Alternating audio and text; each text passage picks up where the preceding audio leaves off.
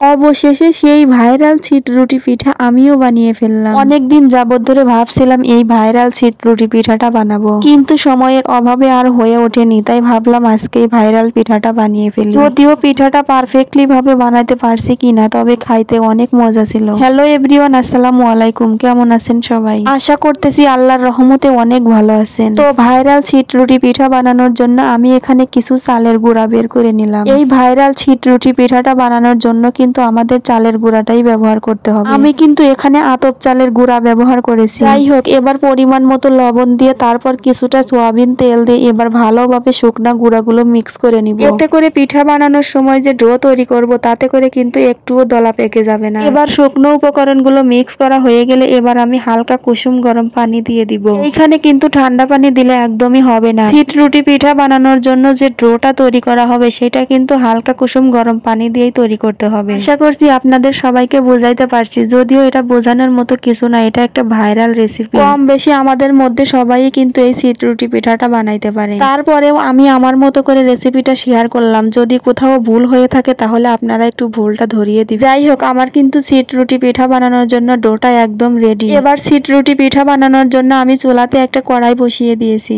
এবার কড়াইতে হালকা একটু তেল ব্রাশ করে ছিট রুটি পিঠাটা দিয়ে দিব। এই পিঠাটা বানানোর সময় কিন্তু আমার অনেক বেশি হাসি পাচ্ছিল। মনে হচ্ছিল আমি ছোটকালে কাদামাটি দিয়ে খেলছি। আতপ চালের গুঁড়ার ডোয়ের মধ্যে হাতটা চুবিয়ে কিছুটা কড়াইয়ের উপর হাত ঝেড়ে নিলে ছিট রুটি পিঠাটা হয়ে গেল। যেহেতু এই পিঠাটা হাত ঝেড়ে ঝেড়ে বানাতে হয়, অনেকে আবার কিন্তু এই পিঠাটাকে হাত ঝাড়া পিঠাও বলে। যদিও আমাদের অঞ্চলে এই পিঠাটার তেমন কোনো একটা নাম নেই। যেহেতু ভাইরাল রেসিপি, আমি ফোন থেকে দেখে এই পিঠাটা বানানো শিখেছি। আজকেই কিন্তু আমি ফার্স্ট টাইম এই পিঠাটা বানাচ্ছি। এর আগে কিন্তু কখনোই বানানো হয়নি। যেহেতু আজকেই প্রথমবার বানাচ্ছি, তারপরেও কিন্তু অনেক পারফেক্টলি ভাবে পিঠাগুলো আমি বানাইতে পারছি ইনশাল্লাহ। এই পিঠাটা কিন্তু আবার অনেক অনেক অঞ্চলে অনেক বেশি বিখ্যাত। তো আপনাদের অঞ্চলে এই পিঠাটাকে কি নামে চেনেন অবশ্যই কিন্তু কমেন্ট করে জানাবেন। আমি তো প্রথমে ভাবছিলাম এই পিঠাটা বানানোর অনেক বেশি ঝামেলা। তো এই পিঠাটা বানাইতে এসে দেখলাম একদম ইজিলি ভাবে এই পিঠাগুলো বানানো যায়। আমার কাছে তো মনে হয় সব থেকে এই পিঠা বানানোটাই বেশি সহজ।